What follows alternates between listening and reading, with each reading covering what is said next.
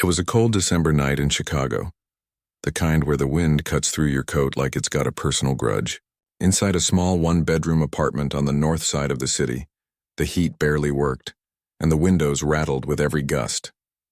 A single lamp glowed on the kitchen table, casting long shadows over 2 mugs of tea that had long gone cold. She sat there, hands wrapped around one of them, staring at the floor like it might give her an answer. He stood by the door, coat half on, eyes darting everywhere but at her. She'd just told him she was pregnant. Not maybe, not I think. She'd taken 3 tests. She'd seen a doctor. It was real.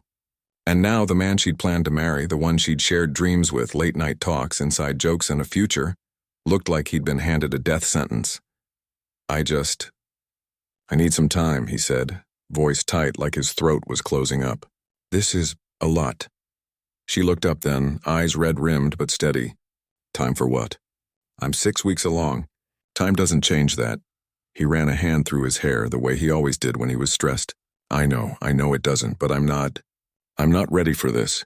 Not like this. Not now. Ready? She let out a quiet laugh, sharp and broken. Nobody's ready. You don't get a manual, you just do it. Together. But together was the word that seemed to scare him most. He'd grown up watching his own father walk out when he was 8. Left his mom with 3 kids and a stack of bills taller than the fridge. He used to say, I'll never be like him.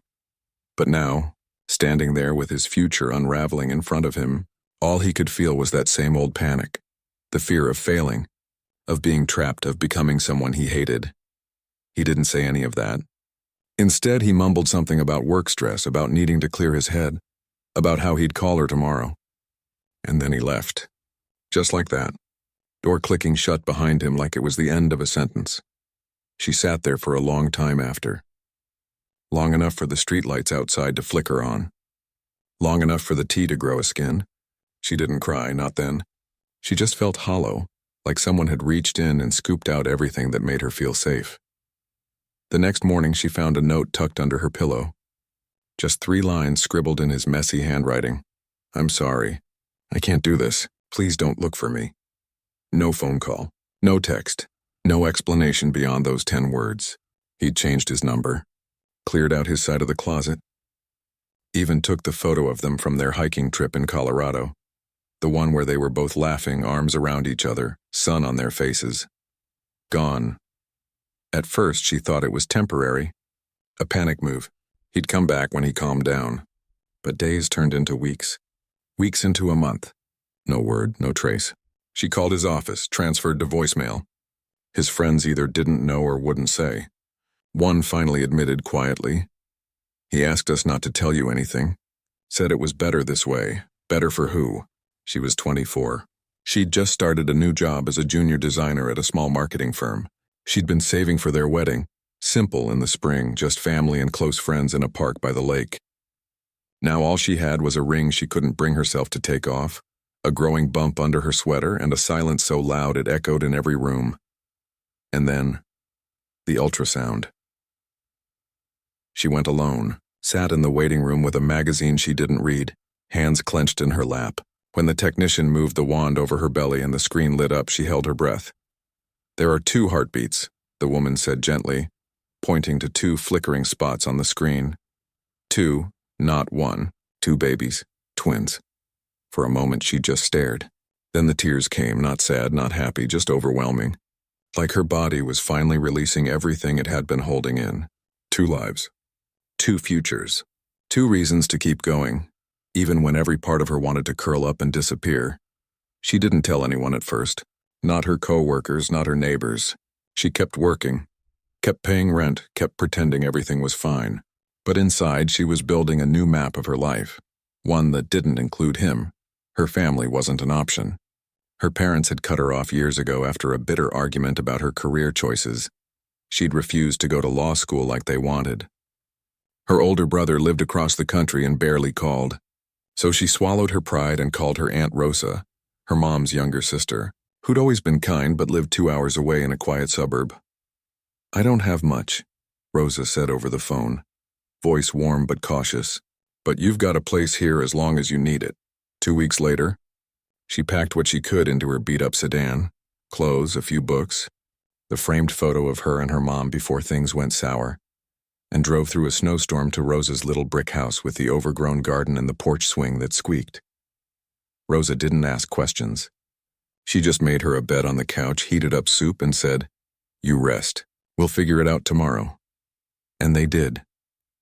Rosa worked part-time at a library and lived simply, but her home was full of love. She helped her find a doctor who took Medicaid.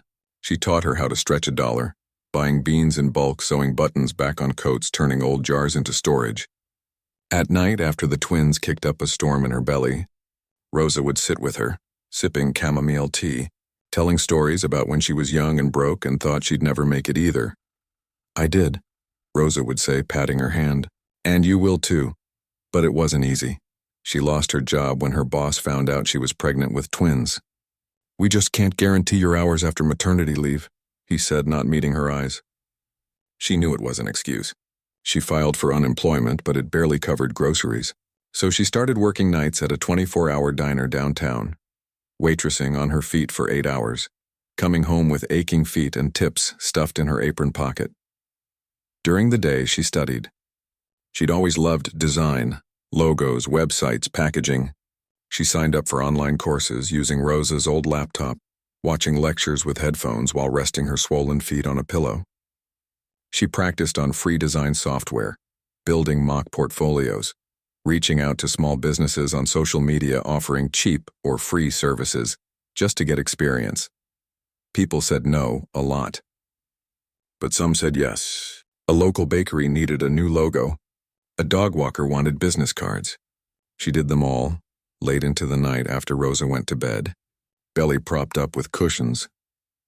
By the time she was 8 months pregnant, she'd built a tiny client list and saved enough to buy a second-hand crib and a car seat. Not fancy, not new, but safe enough. The twins came early by 2 weeks, but healthy. A girl and a boy. She named the girl Leela, after her grandmother, and the boy Noah, because she liked how it sounded strong but gentle. The first few months were a blur of sleepless nights, diaper changes crying, hers and theirs, and moments of pure quiet wonder, like when Lila gripped her finger for the first time, or when Noah smiled in his sleep. She never posted about them online, never tagged locations. She didn't want him finding them by accident or on purpose. She changed her last name legally to her mother's maiden name, just to be safe. She told herself it wasn't about hiding. It was about protecting. Years passed. The twins grew. She kept working, waitressing less, designing more. She got her degree online, finished it while rocking a fussy Noah to sleep. She upgraded her laptop, got a better chair for her back, started charging real rates. Eventually, she quit the diner and worked full-time from Rosa's spare room, which slowly turned into a proper home office with mood boards, a printer, and a shelf full of design books. She never dated. Not seriously. A few coffee dates maybe, but nothing that went further. How could she explain her life in one conversation? "Hi, I'm raising twins alone, their dad vanished, and I'm still healing?" It felt too heavy. And honestly, she didn't have the energy. Her love went to Lila and Noah, to bedtime stories, scraped knees, school projects, and dance recitals. She told them the truth in pieces as they got older. "Your dad wasn't ready to be a parent," she'd say when they asked. "That wasn't about you. It was about him." She never spoke badly of him, but she never made excuses either. She wanted them to know they were wanted, deeply, fiercely by her. Meanwhile, he was climbing a different kind of ladder. He'd thrown himself into work after leaving. Moved to a sleek downtown apartment, took on extra projects, said yes to every opportunity. Within 5 years, he was a vice president. By 30, he was CEO of a growing fintech company, known for its aggressive innovation and sleek branding.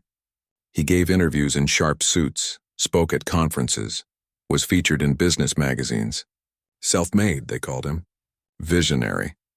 But at night, in his quiet penthouse with floor-to-ceiling windows and a view of the city lights, he often sat alone with a glass of whiskey, scrolling through old photos he'd never deleted. He'd look at her smile, the way she tucked her hair behind her ear when she was nervous, the way she laughed with her whole body, and he'd wonder, are they okay? He'd Google her name sometimes, carefully, using incognito mode. But she'd vanished from the internet under her old name. No social media, no public records. It was like she'd disappeared, and maybe in a way she had. The woman he knew, the one who believed in him, who dreamed with him, was gone. And he'd been the one to erase her. He dated, sure. Beautiful, accomplished women. But he never let anyone get close. He'd pull away the moment things got serious, using work as an excuse. Deep down, he knew he didn't deserve happiness, not when he'd walked away from his own family. He told himself she was better off. That she'd moved on, found someone kinder, built a life without him, and maybe that was true. But the guilt never left. It just settled into his bones, a quiet ache he learned to live with. Back in the suburbs, she was building something real. Not flashy, not headline-worthy, but solid. Her design business grew slowly, word-of-mouth referrals, honest work. She hired a part-time assistant, took on bigger clients, bought a used minivan, moved out of Rosa's house into a small but sunny 2-bedroom just 10 minutes away so the kids could stay in the same school. Lila loved drawing. Noah was obsessed with dinosaurs. They fought over the TV remote but shared ice cream without being asked. They called Rosa Tia and brought her dandelion bouquets in spring. They never knew their father's name, not really. She'd told them it was private, and they accepted that the way kids accept most things when they feel safe. She didn't hate him. Not anymore. Hate took too much energy. But she didn't miss him either. She'd mourned that version of her life long ago. What remained was a quiet strength, the kind that comes from rebuilding yourself brick by brick with no help and no guarantees. She didn't know it yet, but their paths were about to cross again. In a place neither expected, at a time when both had changed, but not enough to forget what happened. And when he saw her, really saw her, with 2 bright-eyed children who looked just like her, holding her hands like she was their whole world, he wouldn't just freeze. He'd realize for the first time in years exactly what he'd thrown away. Life after the twins arrived wasn't a movie. There were no slow-motion scenes of her walking confidently into a new chapter with soft music playing. It was messy, loud, and often exhausting, but it was also full of tiny moments that made her heart swell, like the first time Lila said "Mama" while reaching for her in the middle of the night, or when Noah, barely walking, brought her a crumpled tissue he'd found on the floor like it was a gift. She didn't have much, but she had love. And she had Rosa, who became more than an aunt. She was a second mother, a late-night listener, and the person who taught the twins how to make tamales from scratch every December. Money was always tight. Diapers cost more than she'd ever imagined. Formula, when she couldn't breastfeed enough for 2, felt like a luxury she couldn't afford. But she made it work. She clipped coupons, shopped at thrift stores, and turned old t-shirts into cleaning rags. She learned to stretch a pot of beans into 3 meals. Pride didn't pay the electric bill, and she'd long since let go of the idea that asking for help was weakness. Her design work started small: logos for local bakeries, flyers for community events, simple websites for dog groomers and yoga instructors. She charged what she could, sometimes accepting payment in homemade bread or babysitting hours. Every project taught her something. Every thank you reminded her she was good at this. By the time the twins were 2, she'd built a portfolio she could be proud of.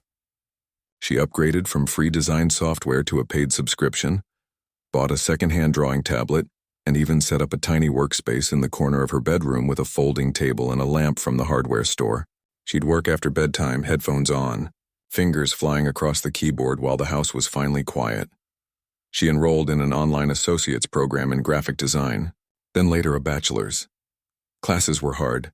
She'd fall asleep over her laptop sometimes, only to wake up at 3 a.m. with drool on her notes.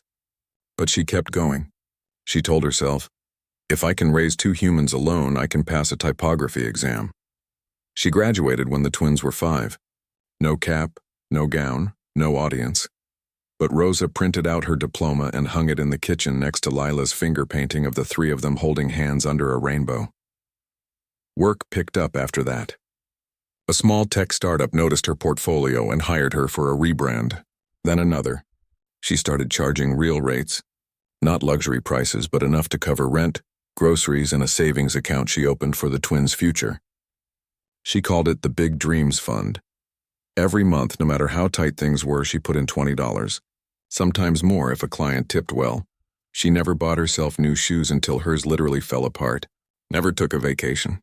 But she made sure the twins had books, art supplies, and time. She read to them every night.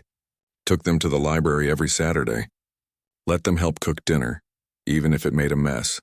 She wanted them to feel seen, heard, and safe, everything she hadn't felt in those early days after he left. They never asked about their father much when they were little, but as they got older, around 6 or 7, the question started. "Do I have a dad?"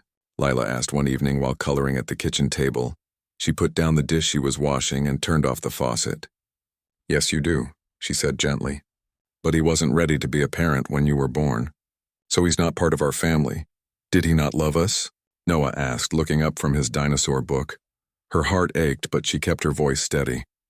"It wasn't about love. It was about fear. Sometimes grown-ups make choices that hurt people, not because they're bad, but because they're scared. That doesn't mean you weren't wanted. You were wanted more than anything." She never lied, never painted him as a monster. But she also never softened the truth. They deserved honesty, not fairy tales. At school, other kids sometimes asked why their dad never came to parent-teacher conferences or soccer games. Lila learned to say, "It's just me and Mama," with a shrug. Noah would change the subject to his latest T-Rex fact. They weren't ashamed. They just knew their family looked different, and that was okay. She made sure they had male role models, too. Rosa's neighbor, a retired teacher named Mr. Ellis, taught Noah how to fix bikes. Her friend from the design group, a kind man with 2 daughters of his own, invited them to build model rockets in his garage. She believed kids needed to see all kinds of love, not just the kind that came from a traditional family. As the years passed, her business grew. She stopped taking every job and started being picky, only working with clients who respected her time and paid on time. She hired a virtual assistant to handle emails and scheduling. She even got a proper business license and started paying taxes like a real company. By the time the twins were 10, she'd moved again, this time to a modest house with a backyard, a porch swing, she fixed the squeak herself, and a spare room she turned into a proper studio. Sunlight poured in through big windows. She painted the walls a soft blue, bought a real desk. It felt like a victory. She still worked late sometimes, but now it was by choice, not desperation. She'd sip tea, listen to a podcast, and design a logo for a women-owned coffee shop or a nonprofit helping foster kids. Her work had meaning, and for the first time in a long time, she felt like she was exactly where she was supposed to be. Meanwhile, far away in a glass tower downtown, he was living a life that looked perfect from the outside. He'd become CEO of a fast-growing fintech company. His face was in business magazines. He gave keynote speeches at conferences. Investors called him the future of finance. He lived in a sleek penthouse with a view of the river, drove an electric car, and wore custom suits. He dated women who were CEOs, lawyers, artists, brilliant, beautiful people. But none of them stayed long. He'd learned to charm, to impress, to perform. But intimacy? That scared him more than failure. Every time a relationship got serious, when someone asked to meet his friends or talked about moving in, he'd find a reason to pull away. "Work is too intense right now," he'd say. Or, "I need to focus on the company." The truth was, he didn't trust himself to stick around. Not after what he'd done. He thought about her often. Not in a romantic way, more like a ghost that followed him through quiet moments. He'd see a woman with curly hair pushing a double stroller and his chest would tighten. He'd hear a child laugh in a restaurant and wonder if one of them sounded like him. He never searched for her online anymore. He told himself it was out of respect. But really, he was afraid of what he might find or what he might feel.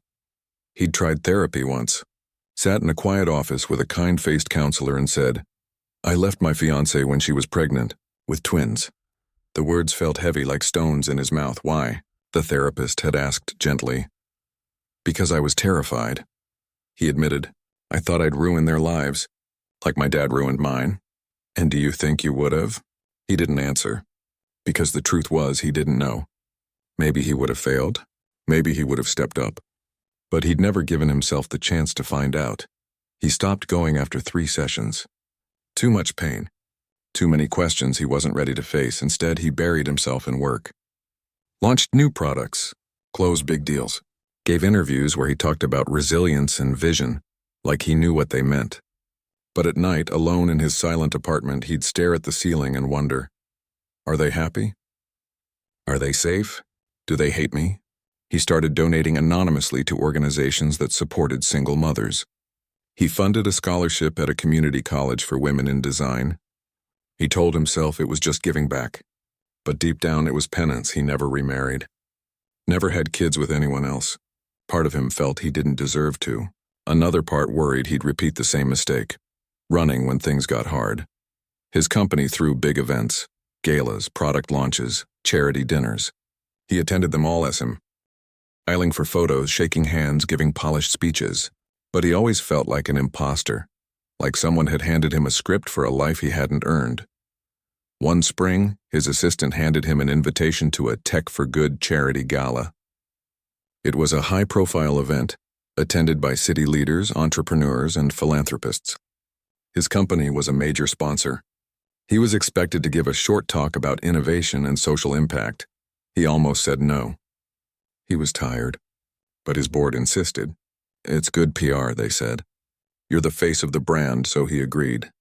He picked out a new suit, rehearsed his speech, told himself it was just another night. He didn't know she'd be there. She'd been invited because of her work. Over the years, she'd designed branding for several local nonprofits. One of them, Bright Futures, which helped low-income kids access arts education, had nominated her for a Community Changemaker Award. She hadn't expected to win, but they'd asked her to attend anyway. Just come, the director said. You deserve to be seen. She almost said no.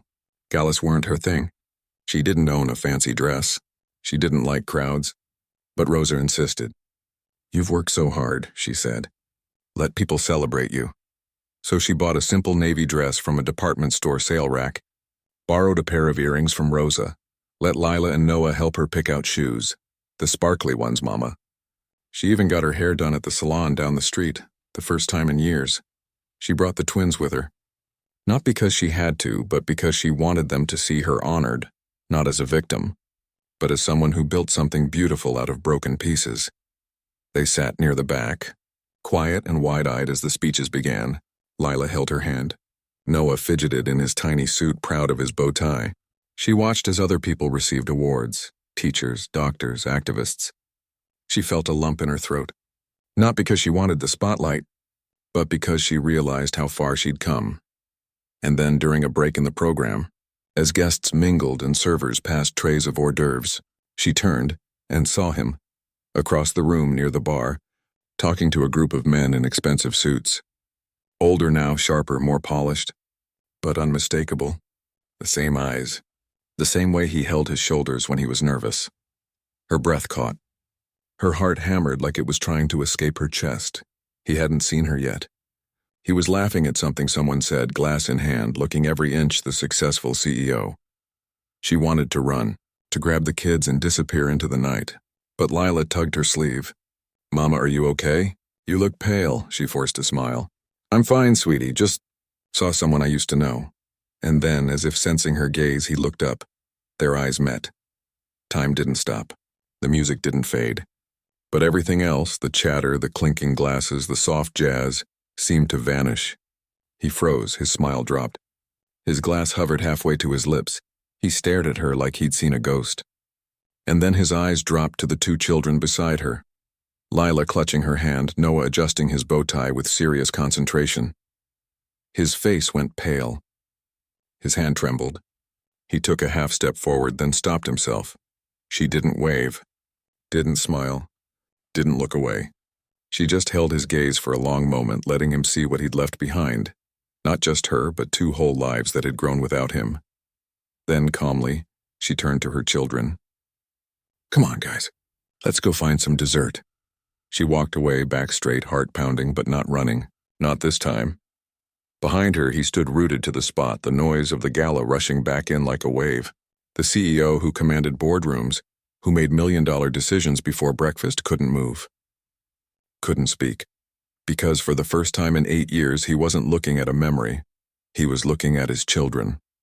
The night air outside the gala felt sharp and clean after the warm, crowded room. She walked quickly, one hand holding Lila's, the other resting on Noah's shoulder, guiding them toward the parking lot. Her heart was still racing, but she kept her voice calm, steady, like nothing had happened. Did you see the chocolate fountain, Mama? Noah asked, bouncing a little on his toes. It was huge. I saw it, she said, forcing a lightness into her voice. Maybe next time we'll get some. But you won the award, Lila said, her eyes wide with pride. They called your name. She hadn't actually won, just been honored as a finalist, but she didn't correct her. I did, she said softly. And you two were there to see it. That means more than anything. They reached the car and she buckled them in, tucking blankets around their legs even though it wasn't that cold. As she closed Noah's door, she glanced back toward the building. Through the glass doors, she saw him still standing in the same spot, staring in her direction. He hadn't followed, hadn't called out, just watched. She got into the driver's seat, started the engine, and pulled away without looking back again. The drive home was quiet.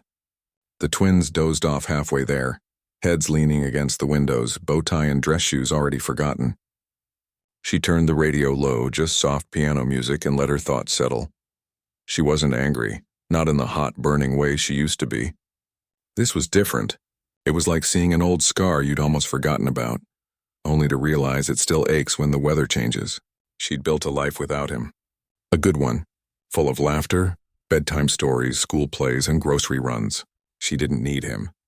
But seeing him, older, polished, surrounded by people who admired him, brought back the raw sting of being left when she needed someone most. And now he knew about the twins. She didn't know what he'd do. Part of her hoped he'd disappear again, leave them in peace. But another part, the part that had stayed up nights wondering if her children would ever know their father, felt a flicker of something else. Not hope exactly, more like waiting. The next morning, the house was back to normal. Lila was drawing at the kitchen table, Noah building a Lego spaceship that could fly to Mars and back before lunch. Rosa came over with fresh tamales and a knowing look. You okay? She asked quietly while the kids were in the backyard. She nodded, stirring her coffee. I saw him last night. Rosa didn't ask who. She already knew. And? He saw the kids. Rosa sighed, not in judgment, just in understanding. What are you gonna do? I don't know, she admitted. I don't want them hurt. But I also don't want them to grow up wondering. Later that day, her phone buzzed with a message from an unknown number. She almost deleted it, thinking it was spam. But something made her open it. It was short. Just a few lines. I don't expect you to reply. But I saw you last night and I need you to know I'm so sorry for everything. If you're willing, I'd like to talk. No pressure, no expectations, just to see if you're okay. And them, her fingers hovered over the screen. She read it 3 times. There was no begging, no excuses. Just an apology, plain and simple. She didn't answer right away. She thought about it all day, while folding laundry, while helping Noah with his math homework, while listening to Lila practice her flute. She weighed the risks. What if he wanted back in just to ease his guilt? What if he disappeared again after a few visits? What if the kids got attached and he let them down? But then she thought about Lila asking years from now, did you ever give him a chance? And she didn't want to say no, not if there was even a sliver of sincerity in him. So that evening, after the kids were in bed, she typed a reply. I'm okay. They're okay. Better than okay.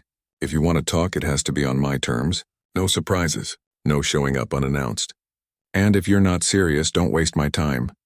She hit send before she could overthink it. His reply came within minutes. Understood. Thank you. They agreed to meet at a quiet coffee shop downtown. Neutral ground, public, daytime. She told Rosa, who insisted on waiting in her car nearby, just in case. She didn't argue. The morning of the meeting, she dressed simply. Jeans, a soft sweater, no makeup except a little lip balm. She wanted to look like herself, not someone trying to impress or punish.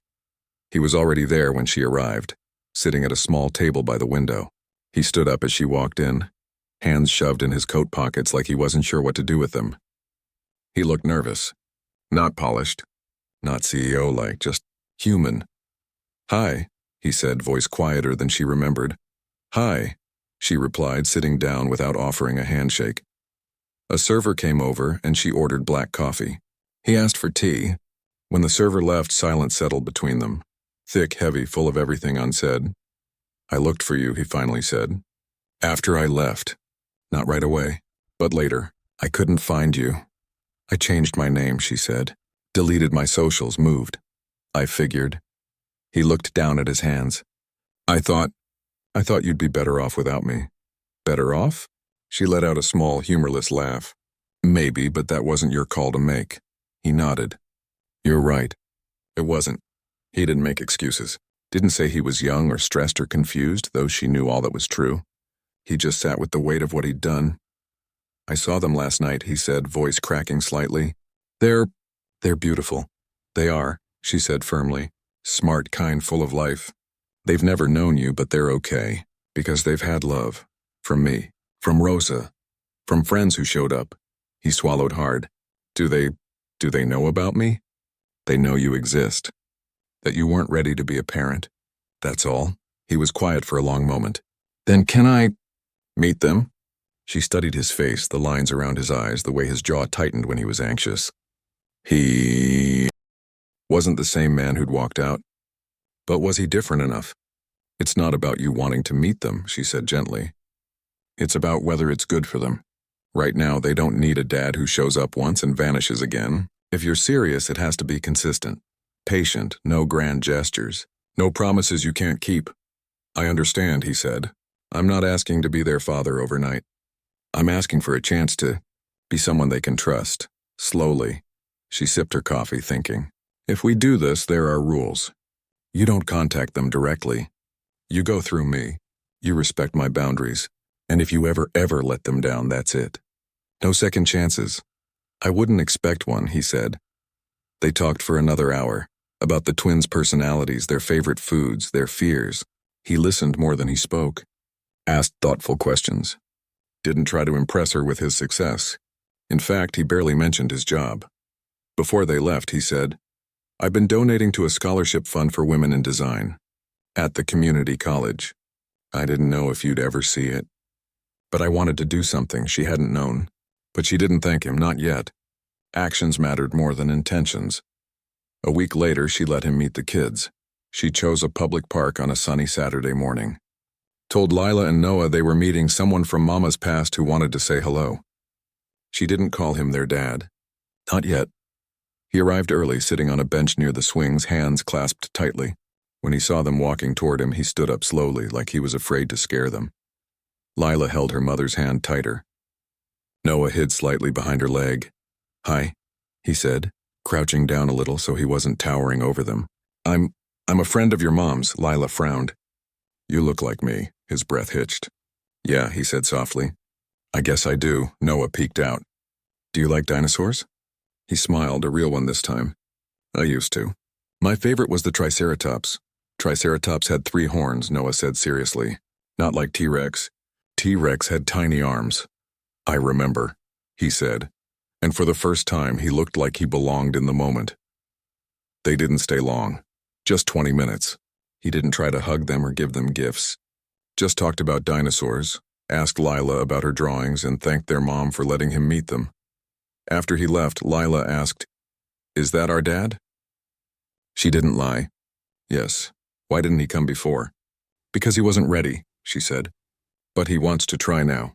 We'll see. Over the next few weeks, he followed through. Sent a short text every Sunday. Hope you all had a good week. Showed up at the park again. This time with a sketchbook for Lila and a dinosaur fact book for Noah. Sat on a bench while they played. Never pushing, never hovering.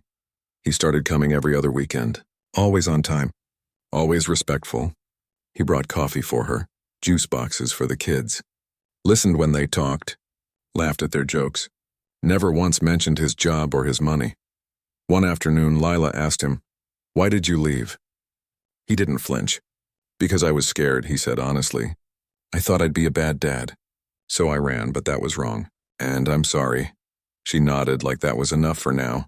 Slowly, carefully, trust began to grow, not because of who he was, but because of what he did. He showed up. Again and again, he never asked to take them anywhere alone. Never pushed for more time. When Noah had a school play, he sat in the back row, clapping quietly. When Lila got a perfect score on a math test, he sent a note saying, So proud of you. She watched him closely, waiting for the moment he'd slip, get bored, go back to his old life. But it didn't come. One evening after he'd left, Noah said, He's nice. But he's not like you, Mama. No, she said, brushing his hair back. But maybe he's learning. She still didn't trust him completely. But for the first time, she allowed herself to believe he might be trying, not for her, but for them, and that, she decided, was worth giving a chance. Weeks turned into months, and the visits became a quiet rhythm in their lives. Every other Saturday, he'd show up at the park or the library or the little ice cream shop downtown, never unannounced, never pushing. He'd sit with the kids, listen to their stories, answer their questions honestly, and leave before dinner. He never overstayed, never acted like he owned a piece of their time. And slowly, almost without anyone noticing, the kids started looking for him. Lila began saving her drawings to show him. Noah would practice new dinosaur facts all week just to impress him. They didn't call him Dad, not yet, but they'd wave when they saw him coming. And sometimes when he left, Lila would say, "See you next time," like it was a promise. She watched it all with careful eyes. Not with hope exactly, but with a kind of cautious attention, like someone watching a fragile plant grow after a long winter. She still didn't trust him fully. Trust wasn't something you gave back just because someone said sorry. It was earned in small moments, showing up on time, keeping promises, respecting boundaries. One afternoon, after he'd helped Noah fix a wobbly bike wheel, he lingered as she walked him to his car. The twins were inside, washing their hands before snack time. "He asked me today if I ever held him as a baby," he said quietly, hands in his pockets, eyes on the ground. Her chest tightened. "What did you say?" I told him the truth, that I never got the chance, and that I wish I had. She didn't say anything for a moment. Then, "They're starting to wonder more. About you, about why things happened the way they did." "I know," he said, "and I'll answer whatever they ask. No lies, no hiding," she nodded. "Good, because they deserve that." He paused, then added, "I've been thinking, I'd like to do more. Not just visits. I want to be responsible, financially, I mean. I know you've done everything on your own, and I don't want to insult you, but I'd like to help. College fund, medical stuff, anything." She'd expected this, and she'd thought about it a lot. Pride had kept her going for years, but pride wouldn't pay for braces or summer camp or college applications. Still, she wasn't about to let him buy his way back in. "If you're serious," she said, "we'll do it the right way. Through a lawyer. No cash in envelopes. No gifts that feel like guilt payments. A formal agreement so it's clear, fair, and protects them." He didn't argue, didn't act offended, just nodded. "Whatever you need." A week later, she contacted a family lawyer she'd worked with before, someone she trusted. They set up a simple but solid child support and future education trust. He signed without hesitation, even offered to cover the legal fees, which she accepted this time, not as a favor but as part of his responsibility. The first deposit into the college fund came the next month. She showed the statement to the kids, not the amount, just the fact that it existed.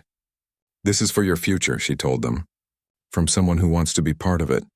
Lila traced the words on the paper with her finger. "Does this mean he's staying?" "I don't know," she said honestly. "But he's trying. And that's something." Then came the school play. It was Noah's first big role. Not just a tree or a rock, but an actual speaking part in the third-grade production of The Space Explorers. He'd been rehearsing for weeks, practicing lines in the shower, making cardboard rocket ships in the living room. The night of the performance, the auditorium was packed. She saved 3 seats in the middle, hers roses and one for him. He arrived early, wearing a simple button-down shirt, no tie, like he didn't want to stand out. He sat quietly, hands folded, eyes fixed on the stage. When Noah walked out in his silver foil spacesuit, tripped slightly on his boot, then recovered with a grin, she saw him cover his mouth with his hand, like he was holding back tears after the show. The kids ran to them, buzzing with excitement. Noah spotted him right away. "Did you see me? I didn't forget my lines." "I saw," he said, voice thick. "You were amazing," Lila tugged his sleeve. "You stayed the whole time." "Of course I did," he said softly. "I wouldn't miss it." Later, as they walked to the parking lot, Rosa whispered to her, "He's changed." "I see it," she replied. "But change isn't enough. He has to keep choosing it, and he did. He started attending parent-teacher conferences, sitting in the back, taking notes, asking thoughtful questions. He never spoke over her. Never acted like he knew better. He just listened, learned, and supported. When Lila got anxious about a big art competition, he sent her a postcard, not a text, not an email, but a real postcard with a famous painting on the front and a short note. Great artists feel fear too. You've got this. She kept it taped to her bedroom wall. When Noah broke his arm falling off his bike, he showed up at the hospital within an hour, not because she called him, but because Rosa had texted the group chat they'd quietly formed. He sat in the waiting room with them, brought juice boxes, and stayed until the cast was on. He never pushed for holidays or birthdays.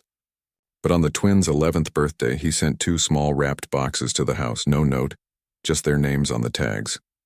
Inside were matching sketchbooks for Lila and a fossil kit for Noah. Thoughtful, not flashy. Just right. She started to relax, just a little. Not because she forgot the past, but because the present was proving itself, day by day. Then came the question she'd been dreading. One evening, as they were cleaning up after dinner, Lila looked up from the dishes and said, "If he's trying so hard now, why didn't he try back then?" She turned off the faucet and dried her hands. This wasn't just curiosity.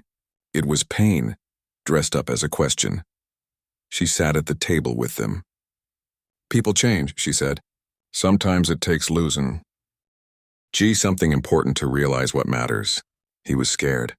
He ran. That hurt me. It hurt you even if you didn't know it then. But running away doesn't make you bad forever. It makes you human. What matters is what you do after. "Do you forgive him?" Noah asked. She thought about it. Forgiveness isn't a switch you flip.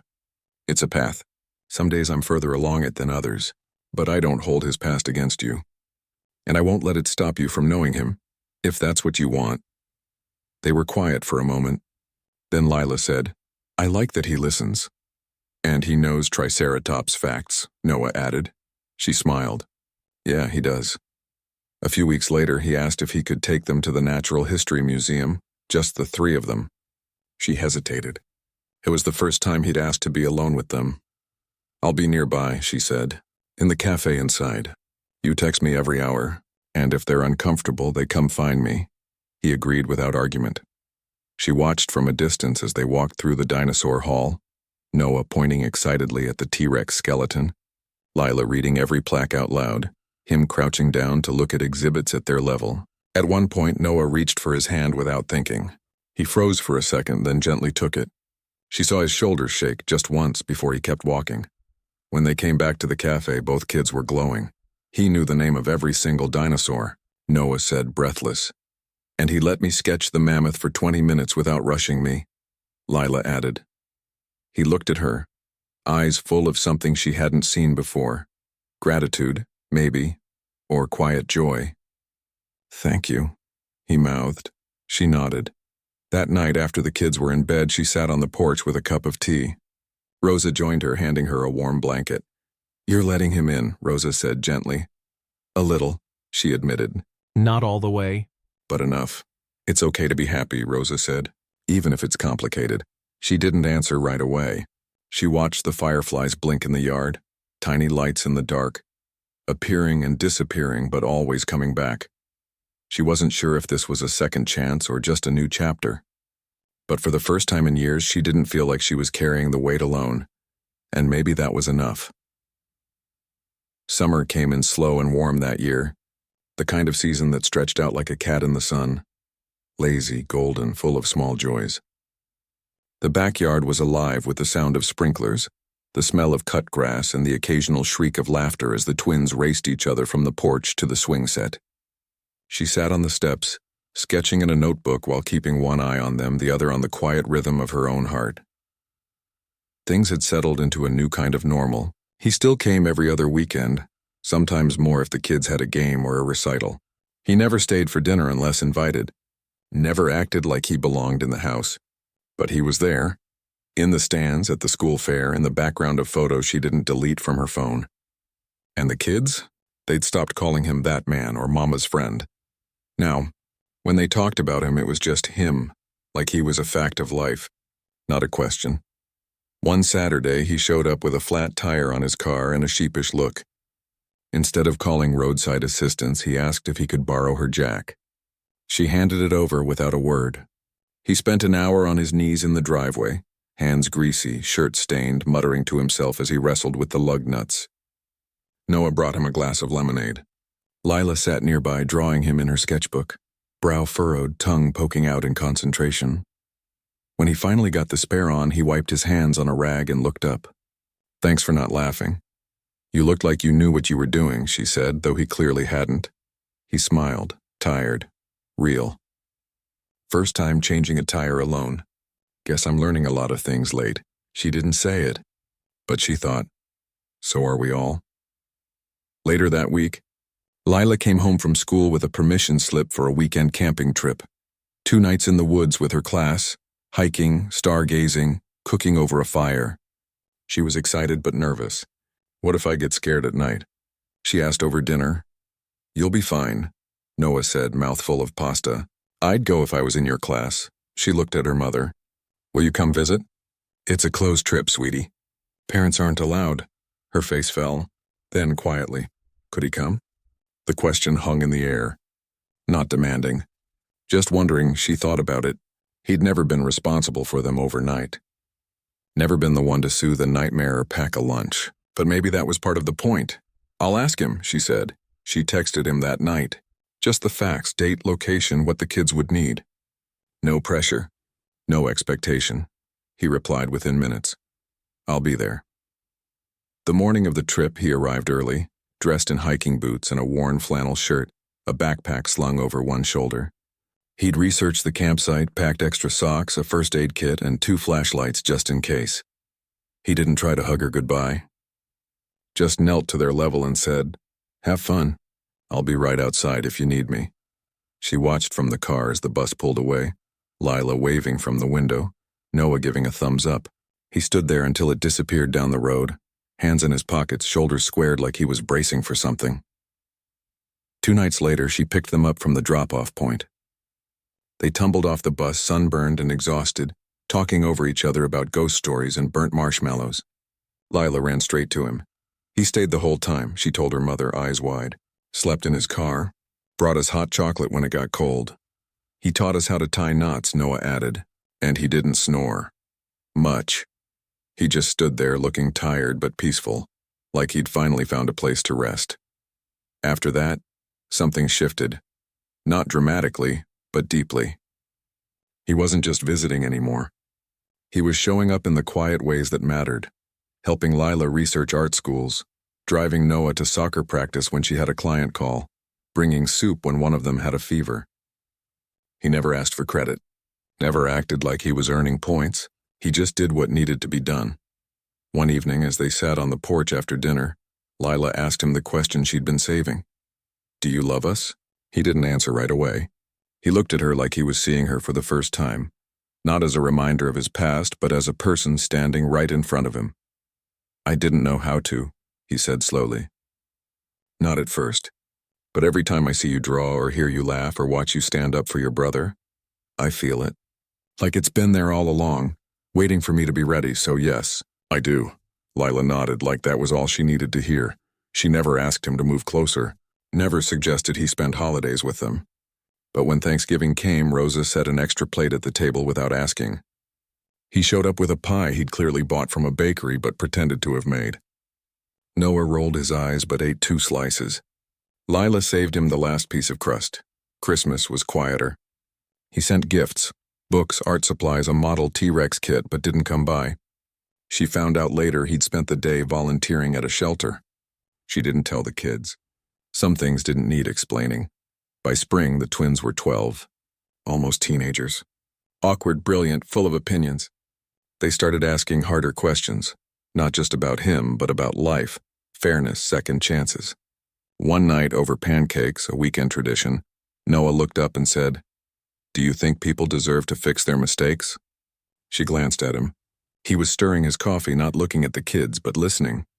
"I think everyone deserves the chance to try," she said.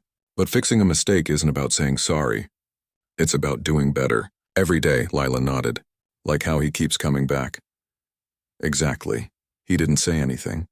But later, as he was leaving, he stopped at the door and said, "Thank you for letting me try." She didn't say, "You're welcome." She just said, "Keep showing up," and he did. That summer, He asked if he could take them to the lake for a weekend, just the three of them in a cabin he'd rented. No cell service, no distractions. Fishing, swimming, campfires. She said yes, but only after talking to the kids, checking the cabin online, and making him promise to text her every morning. They came back sunburned and happy, with stories about catching fish, Noah, sketching sunsets, Lila, and him burning hot dogs so badly they had to order pizza, but they also came back closer. Not like a perfect family from a movie, but like people who were learning each other slowly, honestly. One afternoon, while helping her weed the garden, Lila said, "I used to wonder if it was my fault he left." Her heart stopped. "Oh, baby, no, never." "I know that now," Lila said, pulling a stubborn dandelion. "Because he's here, and he's trying, and you never made me feel unloved. Not once." She pulled her into a hug, breathing in the smell of dirt and sunshine and her daughter's shampoo. Later, she found him sitting on the porch swing, watching the twins chase fireflies in the yard. "They're incredible," he said softly. "They are," she agreed, sitting beside him. "Not too close, but not far." "I don't expect us to be a family," he said after a while.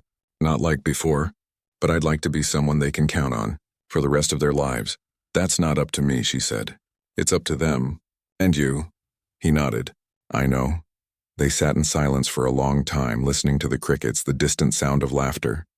No grand declarations, no promises of forever. Just two people who'd been broken, slowly learning how to be whole, not together but alongside each other. She never remarried. Never needed to. Her life was full, no?